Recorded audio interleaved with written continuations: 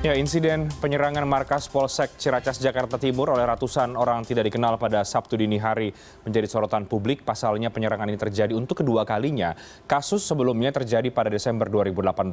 Panglima TNI Marsikal Hadi Cahyanto menyatakan 3 anggota TNI mengakui melakukan perusakan 3 kendaraan di markas Polsek Ciracas pada Sabtu dini hari. Sementara itu Panglima Kodam Jaya Maijen TNI Dudung Abdurrahman menyebut peristiwa itu terjadi karena adanya informasi yang salah yang dikirim oleh Prada MI kepada teman-temannya sesama prajurit. Dan untuk membahasnya lebih dalam lagi, kita akan coba lihat perspektif dari pengamat intelijen Soleman B. Ponto yang juga mantan Kepala Bais TNI.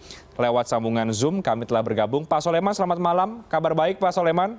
Selamat malam, baik-baik semuanya. Baik, Pak Soleman, ini kita membaca seperti kasus pembakaran ini ya, Mapolsek Ciracas ini yang kembali memantik hubungan antara TNI dan juga Polri sehingga terjadi panas dingin lagi tampaknya seperti itu. Nah, dari Anda lihat dari kacamata Anda ini Pak Soleman, apakah ini memang semata-mata hanya karena ada informasi hoax lalu kemudian terhasut lalu melakukan aksi pembakaran? Tapi kalau kita lihat story-nya begitu sempat juga ada hal yang sama. Apa yang Anda baca Pak Soleman terkait dengan penyerangan ini? Oke. Memang faktanya adalah penyerangan Mapolsek Ciracas. Itu adalah fakta. Ya. Tapi itu hanya 1/3 dari 2/3 yang ada tenggelam di bawah laut. Kalau kita pakai ilmu es batu. Ya. Hanya 2/3 saja. Karena 100 orang hanya dalam tempo yang sesingkat-singkatnya bisa terpicu oleh seorang tamtama. Itu suatu hal yang luar biasa. Artinya apa itu Pak Soleman? Nah, itu artinya sudah ada bibit-bibit di dalam mereka ini. Kita lihat saja di atas ya, memang TNI Polri kita lihat di atas begitu dekat ya. Tetapi apa yang terjadi bagi tamtama ini kita harus menggali lebih dalam. Karena ada, saya iseng-iseng saja ya, dengan beberapa orang tamtama aja bicara-bicara, mereka ada pertanyaan yang menggelitik bagi saya.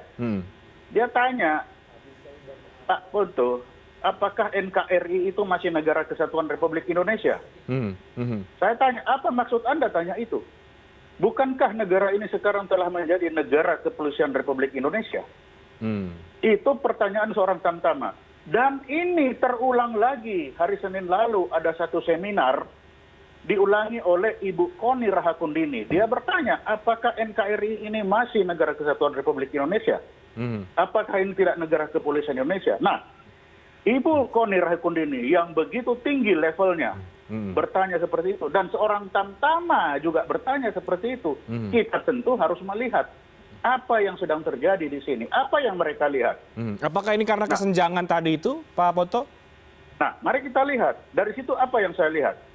Tadi malam saya dengan CNN, dengan TV1. Di situ dia bilang, TNI belum selesai. Bagaimana TNI harus dibuat aturan perbantuan terhadap polisi. Satu. Kedua, masalah undang-undang teroris. TNI harus membantu polisi. Padahal TNI sudah ada undang-undang TNI yang itu adalah tugas pokok TNI. Kemudian undang-undang Kamnas di mana TNI akan diatur. Di sini sangat terlihat bagaimana TNI ini seakan-akan masuk kurungan. Bagi orang-orang di atas seperti itu. Bagi tamtama. Baru situ. Mari kita lihat lagi yang lain. Dilihat lagi yang lain. Kita lihat mulai dari Dirjen Imigrasi, polisi. Kita lihat lagi Bulog, polisi. KPK, polisi. Mendagri, polisi. Yang sebelumnya itu adalah tempat-tempat di mana di situ adalah TNI. Mendagri TNI. Lah sekarang semua menjadi polisi. Bagi kita perwira itu no problem, itu adalah pilihan. Tetapi bagi tamtama itu baru di atas. Bagi tamtama apa yang dia baca bisa saja bagi mereka. Kalau di atas sudah seperti itu, ya tempat-tempat saya di bawah ini yang dulu saya bisa misalkan mengamankan sesuatu, sekarang juga tergeser. Artinya di situ perlu penting juga peran komandan dari masing-masing tamtama tersebut dong artinya Pak Ponto. Artinya kan para prajurit ini kan juga sudah seharusnya mengikuti apa yang menjadi arahan. Itu normatif seperti itu. Normatif para tamtama itu mengikuti para komandannya. Tapi itu zaman dulu, zaman sekarang tidak akan sulit komandannya itu mengendalikan mereka. Oke, kenapa itu Pak Ponto? Sepanjang mereka di barak itu bisa. Tetapi ketika mereka keluar pesiar, ingat kemarin itu hari libur. Ketika mereka keluar pesiar, hanya dengan satu klik WA mereka akan bisa berkumpul. Dan jangan lupa, para tamtama ini adalah prajurit-prajurit terdepan dalam bertempur. Mereka adalah orang-orang yang pion-pion yang tidak kenal mundur. Pion itu tidak kenal mundur. Dan itulah mereka. Mereka adalah orang-orang terdidik dalam untuk melaksanakan penyerangan seperti itu. Dengan adanya WA. Dan jangan lupa, ini tamtama. Kita pernah ingat lagi, ada kasus Bintara. Yang dalam kasus geng motor. Bagaimana mereka bisa mengumpulkan diri, menghajar geng motor. Nah, ini harus kita pikirkan sekarang. Jadi tidak hanya di lingkungan perwira kita bisa menetralisir. Tapi di lingkungan Bintara tamtama mereka sudah bisa melihat dan bisa mereka memprediksi atau mereka membaca dengan cara berpikir mereka. Bukan cara berpikir perwira. Inilah buktinya. Hanya karena, lihat, ada polisi, ada preman yang di sana. Nah, kita bisa lihat tamtama ini seperti apa dalam mencari hidup. Pasti bersinggungan dengan ini. Nah, kalau di atas saja sudah dianggap tersingkir, apalagi kami yang kecil-kecil. Karena itu kami berbuat bisa hidup, bisa mati. Tidak berbuat pasti mati. Akan tersingkir selanjutnya. Nah, inilah yang saya bilang. Arah angin seperti ini, lingkungan ini, mari kita benahi dulu. Kalau lingkungan ini tidak dibenahi, Ciracas 3 pasti akan terjadi kembali. Yang harus membenahi TNI atau Polri ini, Pak Ponto? Ya tidak, ya pemerintah. Bukan TNI dan Polri. Yang terjadi ini kan bukan kemauannya Polri saya menjadi kepala Bulog. Bukan kemauannya Polri saya ada di Dirjen Imigrasi. Tapi di sini ada peran pemerintah di sana. Bukan kemauannya Polri juga meletakkan TNI di bawah undang-undang perbantuan. Ada kemauan orang yang lain-lain. Nah, inilah, cobalah dipikirkan. Tadi malam saya sudah ngomong, TNI dan Polri di dalam bernegara ini kedudukannya sama tinggi. TNI dengan undang-undang TNI, Polri dengan undang-undang TNI. Dalam mengatasi terorisme, TNI sudah tugas pokok. Polisi melaksanakan dengan pidana. Tapi mengapa seakan-akan sekarang TNI yang dimasukkan selalu di bawah polisi? Inilah yang dibaca para tamtama. Jadi sebetulnya kejadian pembakaran ini tidak bisa kita lihat sesederhana bahwa terbawa informasi hoax, marah, tapi kemudian langsung membakar. Tapi ada banyak faktor di belakangnya begitu yang menggerakkan. Tidak bisa. Kalau kita lihat lagi secara intelijen kita melihat. Kita lihat sejarahnya. Misalkan Dirjen Imigrasi katakan, apakah orang imigrasi ini rela dirjennya diduduki oleh polisi? Belum tentu. Bisa saja ini telah terjadi akumulasi dari yang macam-macam. Tamtamalah yang jadi muncul sekarang. Baik. Tapi Pak Ponto begini, hubungan panas dingin ini antara TNI dan juga Polri, ini kan tidak terjadi dalam 1 tahun 2 tahun belakangan saja. Sejarahnya juga cukup panjang. Bukan barang baru katakanlah begitu. Artinya kan memang sudah ada juga story yang kemudian membentuk bahwa hubungan ini terlihat harmonis di atas tapi di bawah tampaknya tidak demikian. Nah, apa yang kemudian harus diperbaiki oleh pemerintah? Kalau tadi Anda katakan pemerintah yang harus memperbaiki ini, seperti apa? Bagaimana kemudian memperbaiki situasi ini? Kita akan bahas nanti Pak Ponto, usai jeda. Kami akan segera kembali.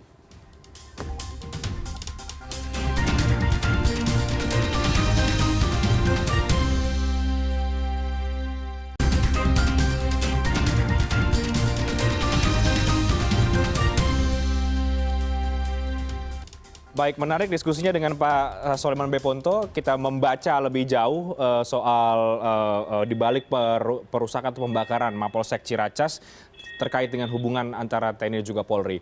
Ini bukan barang yang baru sebetulnya Pak Ponto. Antara keretakan hubungan atau soliditas ini atau apa ya bahasanya?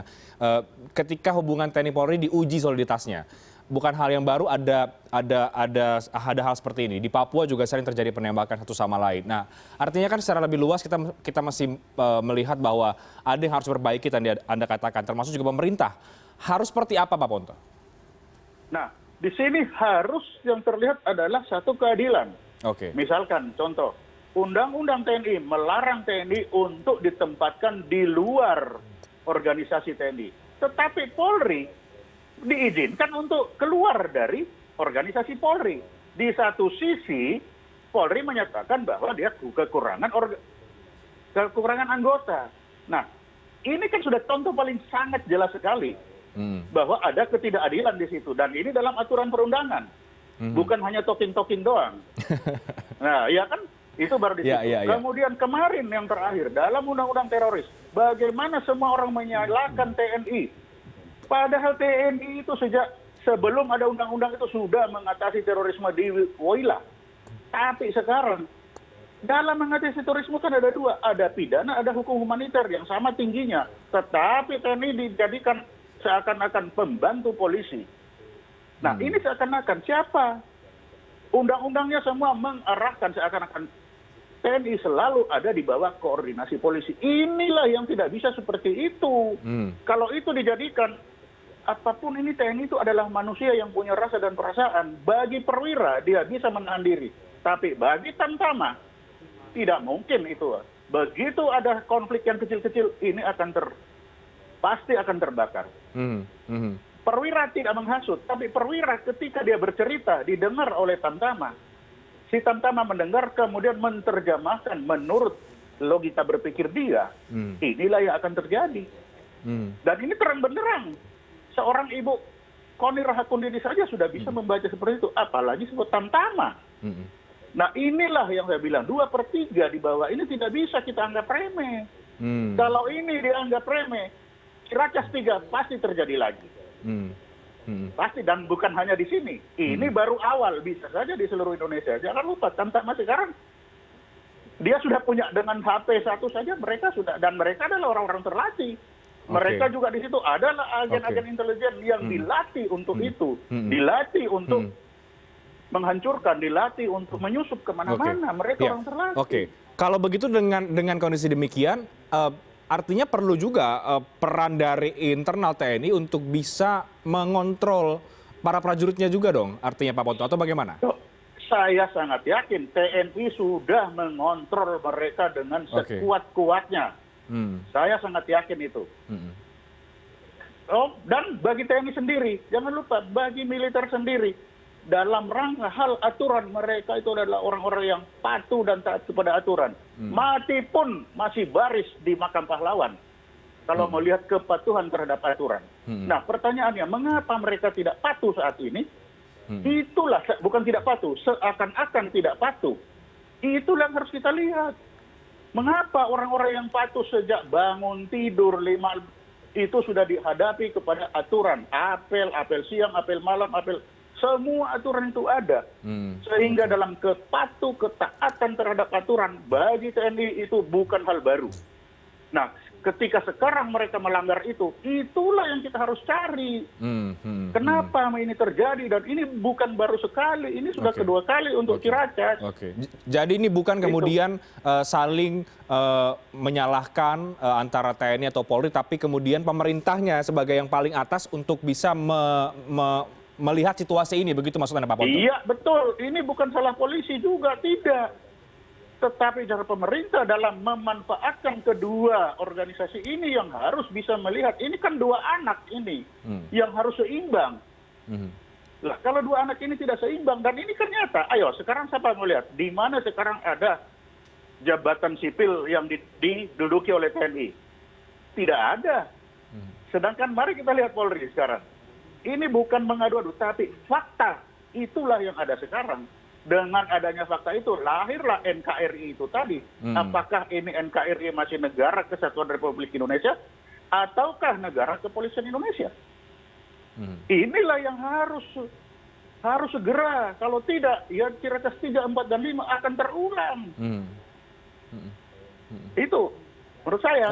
Oke. Tapi di luar itu, Pak Ponto, salah satu pangkal masalahnya menurut Anda adakah hal yang lain, misalnya kemudian soal kesenjangan, soal tugas dan wewenang, soal misalnya kesejahteraan, apakah itu juga bisa memantik hubungan TNI Polri lagi?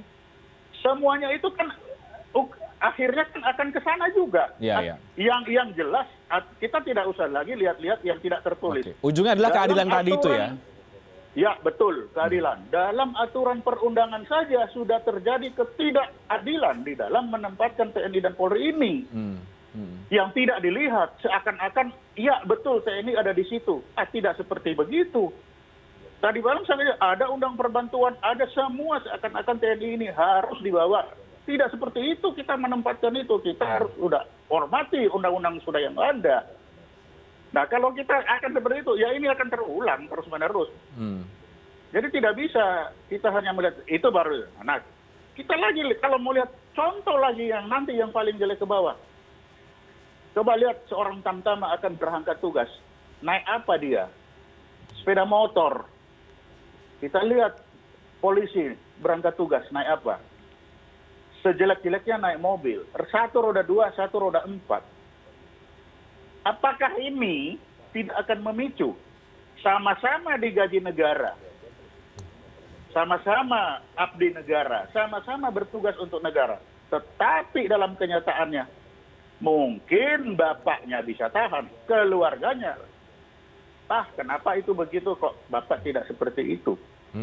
Ini hal-hal yang ini kecil, memang kecil, dituntut dia rapat-rapat. Manusia tetap manusia, punya batas kesabaran, punya batas. Nah, sekarang sudah terlihat, akibat adanya perkembangan teknologi, apa yang akan disatuan yang sedemikian kuat tidak akan bisa. Satuan betul-betul bisa mengontrol ketika mereka ada di dalam barak. Tapi ketika mereka keluar, disitulah mereka akan berkonsolidasi. Dan ini tamtama, yang lalu adalah Bintara. Tinggal Perwira aja yang belum. Ya. Tapi dua ini, dan jangan lupa, dua ini adalah ujung tombak dua-duanya. Tamtama itu adalah pion. Pion itu adalah alat bermain yang tidak pernah mundur. Sama dengan tamtama ini, tidak pernah mundur. Padahal kalau kita lihat di luar, Pak Ponto, antara TNI Polri di level elit ini selalu mengatakan bahwa kami solid dalam menghadapi berbagai situasi begitu. Artinya ini hanya sekedar lip service saja kah? Nah, kan intelijen selalu bilang, tidak kelihatan, belum tentu nggak ada. Ada pun belum tentu itu bentuknya. Nah, jadi apa yang terjadi di atas, ya belum tentu itu bentuknya. Oke lah, di atas itu benar, tidak ada masalah seperti itu. Tapi ke bawah, terjemahannya lain. Tidak akan, kalau di atas bagus, di bawah bagus, tidak akan ada Ciracas 1 dan Ciracas 2. Tapi ini yang ada, itu artinya apa? Terjemahan ke bawah itu lain. Situasi dilihat sama, tapi yang diterjemahkan oleh Perwira, diterjemahkan oleh Bintara itu beda. Baik. Pak Ponto, terakhir, terjemahan yang berbeda tadi itu, kalau tidak segera diperbaiki, apa konsekuensi yang bisa paling parah terjadi, katakanlah antara hubungan TNI dan juga Polri? Ciracas 3 akan terjadi lagi. Itu belum terjelek. Yang jelek lagi, kalau mereka-mereka ini disusupi unsur-unsur dari ideologi yang lain. Nah, ini akan kacau lagi. Sekarang belum masuk, ideologi itu belum masuk. Tapi kalau ini dibiarkan terus, ideologi masuk kepada mereka, ini akan tambah ruwet negeri ini. Sekarang baru Ciracas 3 bisa terjadi dengan ini. Tapi kalau masuknya ideologi, itu sudah bukan bicara Ciracas lagi, sudah berbicara Indonesia. Dan jangan lupa, Tamtama itu adalah yang terbanyak dari dalam satuan-satuan yang ada di militer ini. Ya, baik, Pak Ponto. Ini yang tadi Anda katakan fenomena gunung es tadi itu ya. Jadi memang harus segera diperbaiki. Mudah-mudahan ini kemudian menjadi satu pengingat lagi kepada pemerintah untuk memperbaiki apa yang tadi Anda sampaikan terkait dengan hubungan antara TNI dan juga Polri, dan tentu kita berharap tidak ada lagi Ciracas 3 seperti tadi Anda khawatirkan begitu ya, dan ini betul-betul segera diperbaiki karena bagaimanapun keduanya adalah baik TNI dan juga Polri dibutuhkan oleh masyarakat, dan kalau kemudian terjadi perselisihan, masyarakat juga yang akhirnya terkena dampaknya. Terima kasih banyak Pak Soleman B. Ponto sudah berbagi perspektif bersama dengan kami pada malam hari ini. Tentu kita berharap ada perbaikan ke depannya untuk hubungan TNI Polri yang lebih baik lagi. Terima kasih banyak Pak. Usai jeda kami akan segera kembali dengan informasi lain. Di antaranya Presiden Donald Trump mengumumkan Badan Intelijen Amerika Serikat akan menghentikan agenda laporan secara tatap muka. Hal ini dilakukan demi keamanan pemilu Amerika. Kami akan segera kembali.